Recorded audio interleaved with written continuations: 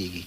بل بنده تپوس کوي چې زنانه د پاره با جماعت مونځ ادا کولو څه حکم دی. د پیغمبر علیه السلام په زمانه کې پیغمبر علیه السلام پسې صحابه کرام سړي اول به ولاړو، ورپسې به زنانه ولاړې، هغوی به په جمع مونځ کو. چې کله به مونځ ختم شو نو سړي به په خپل ځای خاموش ناستو. اول به د جومات نه زنانه ټولې ووتلې او به کورونو ته ورسې، نو بیا به سړي پاڅېدل، که به بهر تلل نو به لاړل. د پیغمبر علیه السلام په زمانه کې د زنانو جمع کېده به د سړو سره. د پیغمبر علیه السلام وفات نه رستو به هم زنانه جومات ته راتلې په دغې طریقه. خو عایشه صدیقه رضی الله تعالی عنها به فرمایل که چېرې دا موجوده د زنانو د حال پیغمبر علیه السلام لیدلی وي نو دا زنانه به د جومات د راتلو نه منې کړې وي. هغه د بزرګانو په زمانه کې عایشه بیبي وایي چې پیغمبر علیه السلام به منې کړې وي. موجوده وخت چې دی نو دا انتهایی خطرناک دی. دې وجې نه زنانه د په کور کې مونځ کوي او جماعت ته د ځي نه، مسجد ته د ځي نه. د پیغمبر علیه السلام زمانه کې هم پیغمبر علیه السلام فرمایل چې زنانه په خپل کور کې مونځ کوي نو زما د مسجد نبوي نه به ورته زیات ثواب میلاویږي. د مسجد نبوي نه زیات ثواب د زنانو په کور کې د مانځه دی.